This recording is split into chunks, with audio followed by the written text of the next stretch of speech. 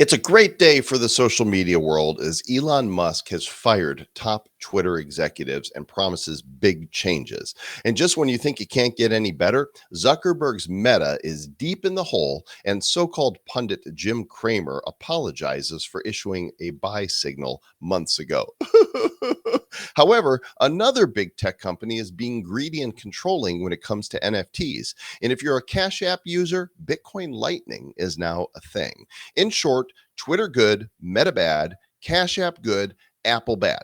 But we think you'll benefit from getting a little more information during this bad news episode number 640 of the Bad Crypto Podcast. 5, 4, 3, 2, 1, 0, ignition.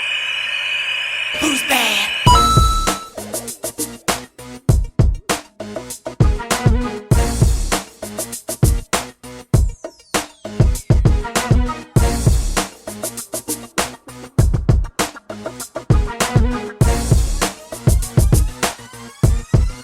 It's the Jim Cramer Cuddly Bunny Hour. Oh, wait, no, this is the Bad Crypto Podcast.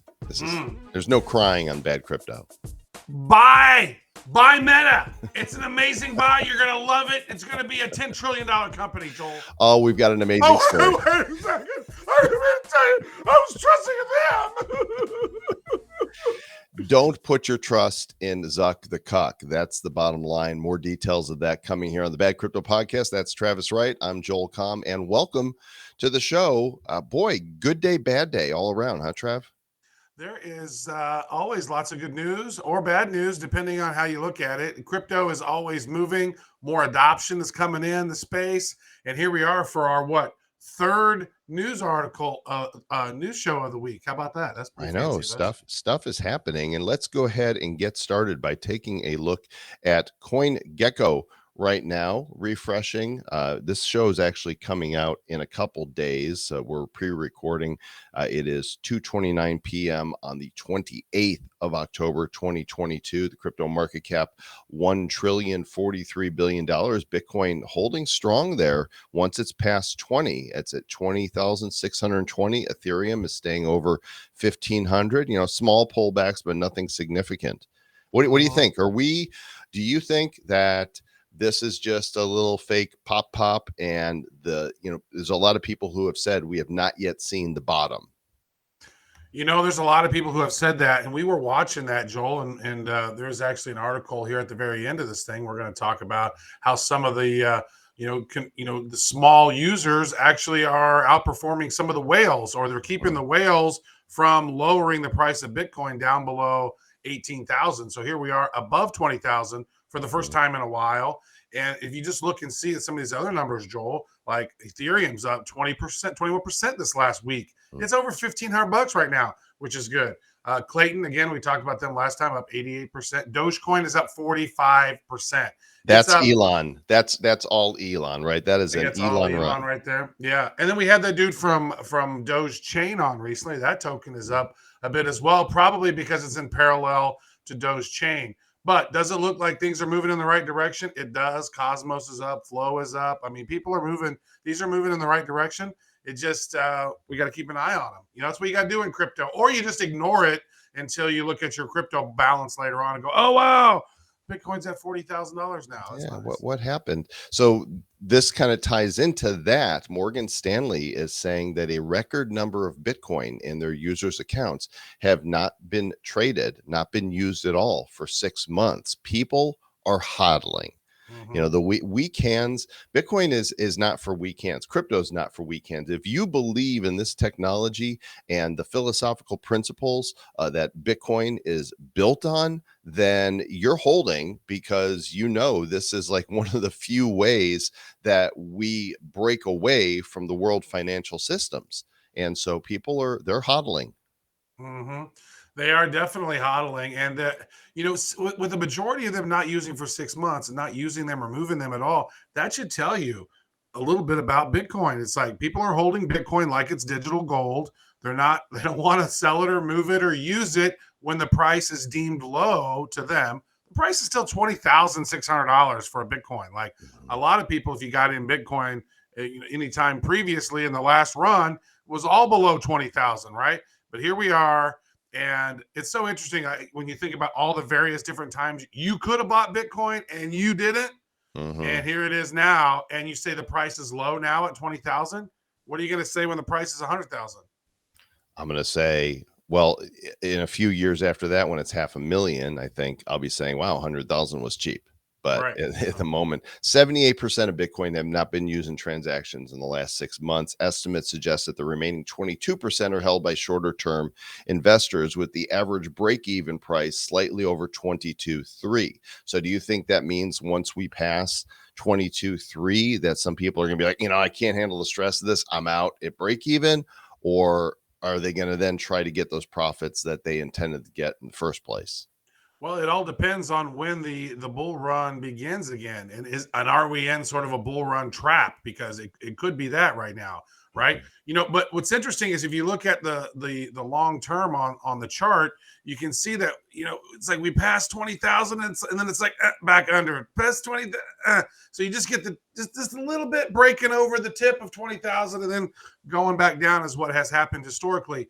I don't know the last time that we've seen 22,300. We see 22,300 as that being a break-even price for people over that point. Some people are going to probably sell, but then that would be a nice indicator. What does the MACD do at that point? What does the 50-day moving average look like at that Mhm. point? It's trended up, and whenever those two magical lines cross, then you can start seeing, well, are we in a bull run now, or are we in a bear market still? I don't know that we know yet, but we're probably getting close to knowing. Adoption in the mainstream helps to bring about that bear market in some respects. And if you're a user of the Cash App, you can now send and receive Bitcoin via the Lightning Network, which is super fast. I've not been a Cash App person, although now that I'm almost completely off of PayPal and Venmo, there are alternatives that I need to be looking at, and Cash App might I be have one a of them. hard time with that, bro, because I don't have any US based credit cards or debit cards anymore. And Hmm. so Puerto Rico doesn't seem to like Cash App for whatever reason. Doesn't ever let me seem Oh. to add that, but that's just a first world problem, I guess. But if that was the case, if I could literally do that, that is a great solution.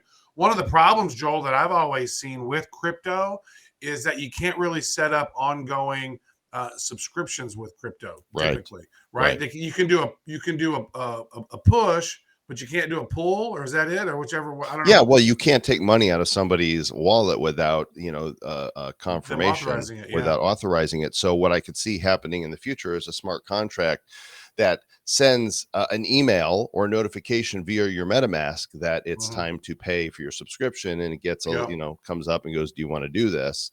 Yes or no." I don't know. Hmm. So Elon is officially in. The last show we said that it was going to happen, and he walked in with a kitchen sink, which I guess is a metaphor for saying, you're cleaning house. And Hmm. immediately he has fired the CEO and several other top C-level executives. He is now going to be acting CEO for the time being, and who knows for how long. But he's Hmm. in. And here's how you know the people on the other side politically have been wrong all along. They're pitching a hissy fit.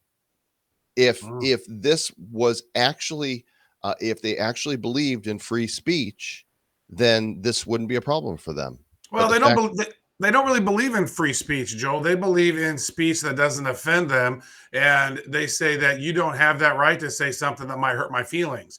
And so, but I come from that old school. I know you do as well. Sticks and stones may break my bones, but words may never hurt me. mhm, Guess what? If you don't like what this asshole has to say online, don't follow that guy. Don't read his tweets. Some people else might want to, right? And I think that he made big dick energy statement when he went into Twitter there, and he immediately fires the CEO, fires the CFO, fires Vijaya, who is that super woke attorney who is the queen of censorship over there. Basically, people have her WhatsApp on direct dial to be able to say, "Hey, this person's offensive. Please remove this person." And so, I've heard that had happened in India. There's probably other people who have her number directly and say, "Hey, this person's offending our peoples. Please get rid of this person." And now what's happening is those people are coming back. We've already seen Zero Hedge back. We've already seen Babylon B back. Cat Turd, which is a funny name in itself, has actually been no longer shadow banned. So we're going to see, and I've noticed if you go look at some of the very, very biggest Twitter accounts, go look at POTUS, go look at some of the big, government people. They don't have nearly as many retweets as they had before. Right. I've seen retweets and likes drop significantly. It looks as if, Joel, 70 to 80% of some of their engagement has fallen off the cliff. Fake. They're fake. I saw on another podcast yesterday, I think it was on Matt Walsh, he was sharing how the Twitter employees have signed a letter to Elon Musk making demands.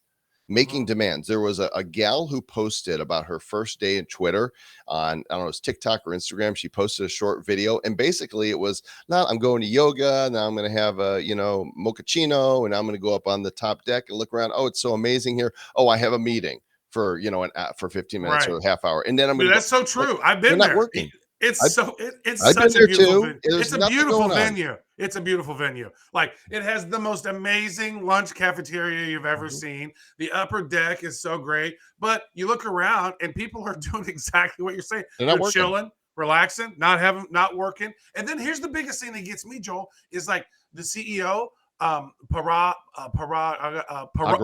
Yeah. No, I like. There's a meme. He goes, probably not going to work here anymore. That guy.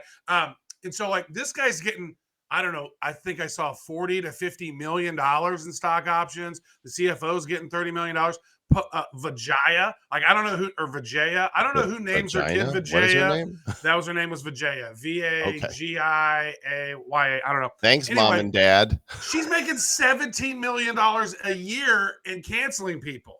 Like, seriously, some of these people were making so much money. No wonder Twitter wasn't profitable. And people are, of course, there's polls. Is Musk going to help Twitter, or is it going to be downhill? You can't get any more downhill than what they had going. So let's see what happens. He's also saying that he's going to look at releasing people from lifetime bans.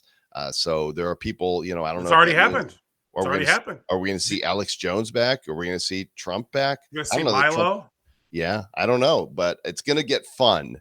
That's, look, when people can have open discourse, it's way more interesting than if it skews to one side. So I don't really have open discourse, as you mentioned. It does skew to one side, but even Twitter by itself, Elon says, I would really like to have this sort of digital citizen square where people can have conversations.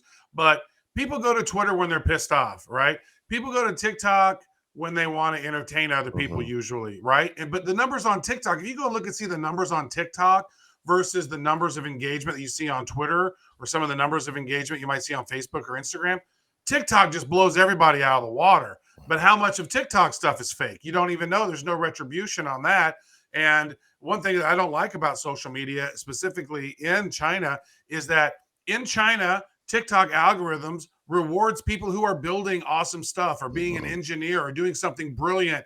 And those are the things that are shown. In America, wow, here you are twerking your ass. Great. Yeah, we're going to give you lots of views on it. You share something intelligent or interesting, the algorithm doesn't pick it up. In America, you share something interesting that you built, or something you've done, or something you're working on, or something you engineered, you get all kinds of love in other countries. So for the fact that they're using social media algorithms as a war tactic in some ways to dumb down our youth, I think that's very bad. So I don't think that TikTok should be doing that. And I deleted my account, completely deleted. Actually, finally got access to it, because I signed up when it was Musical.ly, sing along with tracks. I have completely deleted it. I'm not going back. I know Bad Crypto might have a channel, and some of our stuff might get posted there, but they're not on my phone. They're not on my devices. I'm posting some stuff there. Yeah, it is an interesting space. There's a lot of engagement there if you can figure out how to weave into it. I don't know that the algorithms are working in our favor, though. So speaking of not working in our favor, Tim Cook, you suck. Apple is throwing a wrench in the works for people that want to have NFTs in a marketplace. In the App Store, they are still demanding their 30% fee. So, marketplaces as it is already take anywhere from 2 to 10% on NFTs, and Apple is being super greedy. Here you go, one of the richest, or not the richest company in the world, gouging the little guy. Look, I'm a fan. I've had every iPhone since 2007. They just work. Great technology, but as far as caring about people, you guys suck. Apple, you suck. Tim Cook, you suck. This is Well, BS. they don't handle crypto payments yet, right? And I have heard things where Tim Cook has said that they are bullish on crypto, but I do think that NFTs have to work out some of its nascent early stage stuff to become more relevant for them in some ways. But I do think that 30% way too high. If they're going to be part of that, if you're including something on an NFT inside Apple, then maybe you include them in the smart contract to get a percentage of your sales on that. But the way that NFTs are set up are inherently against the sort of Apple guidelines. So it doesn't even make sense. Like, why do we got to deal with this Apple tax for no reason? Correct, because they own the platform, and this is what we call monopoly, right? You know what? You know what Amazon does? They did a workaround because I have this problem with Audible sometimes, right? It's like I'll get the 3 credits on Audible, but you got to go to online. You got to go to the website to go buy your credits. You can use your credits on the app, but you don't buy your credits on the app. So I think maybe that's kind of a workaround outside of Apple potentially. I don't know. Maybe because they have to approve every app, so they look at the code and go, "Oh, we see your workaround, and we're not going to approve it because we have all the power and you have none." So if you want to be on our platform, this is how you gotta play. And go buy our $1,500 phone now. Yeah, right. Greedy. So Meta is in trouble. The company formerly known as Facebook has sunk a lot of money into this thing, something like $6 billion or so. 15 billion, Joel. I This read year, $15 billion since they made the change. 15 billion. And then think of like some of these other platforms, how little they've used. And then here we are with Horizon Worlds and sucks. the avatars. All we have is a torso. It a head sucks. and a torso. We can't even have legs. Where's my Vijaya? They're so bad. Why didn't they just buy out, an existing metaverse Well, company? it's probably scalability, Joel. You know what I mean? It's like it's probably got to be really hard to scale something to 1 billion people, but not everybody has these things. And so they wanted to hit, 500,000 people originally by the end of 2022. It's now been dropped to 280,000, but they're sitting at users at around 200,000. So 200,000 people out of how many 2 billion users or something on Facebook? Yeah. Like that is nothing. It Why would you is change your nothing. name so early? It doesn't even make sense. Yeah. So Zuckerberg was shrewd, but we know that he didn't create Facebook, right? He absconded with it. He screwed some people along the way, but he's not smart in a business sense way. He's smart like maybe a criminal would be smart, right? And he knows how to take, but I don't think he really understands. And I have very little respect for the person as a human being. Congrats on building this huge business, but we've said from the beginning we don't think he has what it takes to do this meta thing, and this is true. And one of the funniest moments, as much as I don't like laughing on others failures, Jim Cramer, you can't actually hear the audio on this, but he called Meta around a year ago. He says it was a buy at around $340, I believe. And he was on CNBC, and you could find a link to this in the show notes. He's got his head dipped, and he's talking about what went wrong on this call. He apologized to everybody, and he's holding back tears. He is holding back tears. So as you mentioned, Joel, $338.54 exactly 1 year ago. And Meta shares at closing were closing at $129. Actually, after our trades, we're down to $104. So you can see a lot of the people, the boomers and stuff, who are probably in Facebook at this point are starting to see, wow, Facebook is not so great anymore. Look at it. They're spending all this billion. They spent $15 billion in R&D on something. And then during that time, Samsung came out with the PS4, right? And they're launching games and whatnot. Like $15 billion, and you can't launch something that's great. I know they did launch the new Oculus Pro.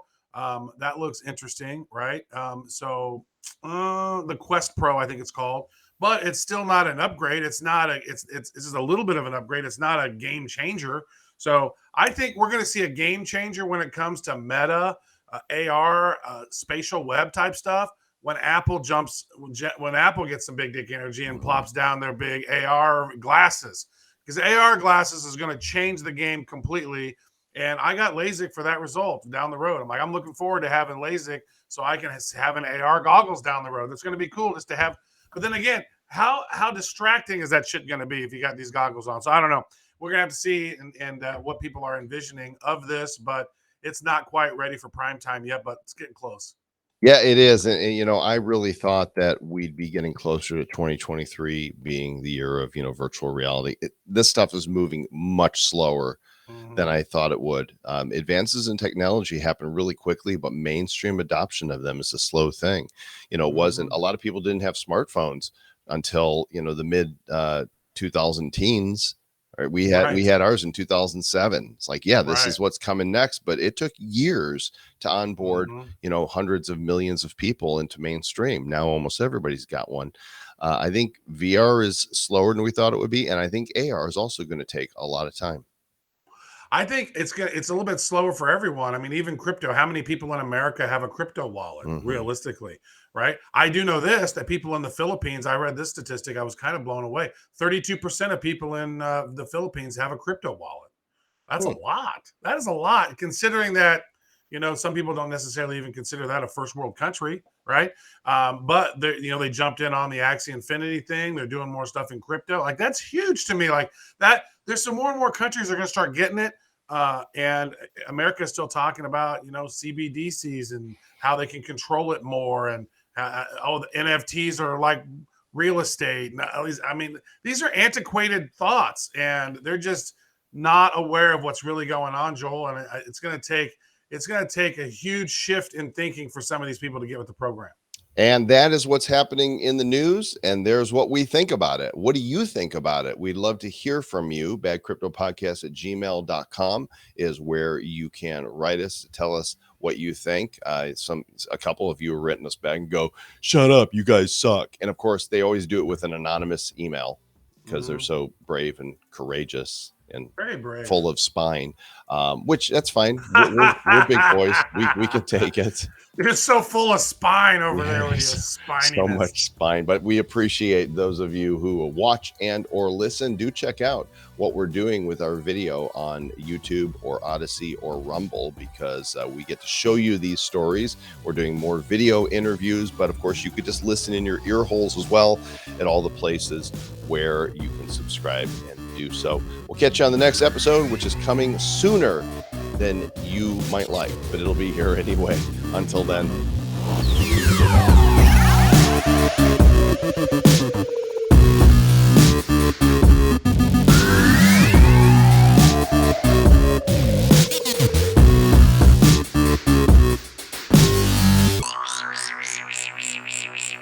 Who's bad?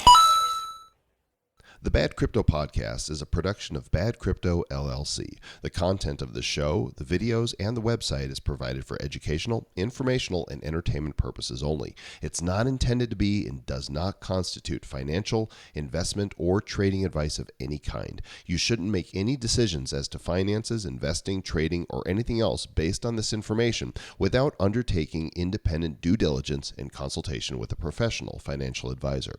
Please understand that the trading of Bitcoins and alternative cryptocurrencies have potential risks involved. Anyone wishing to invest in any of the currencies or tokens mentioned on this podcast should first seek their own independent professional financial advisor.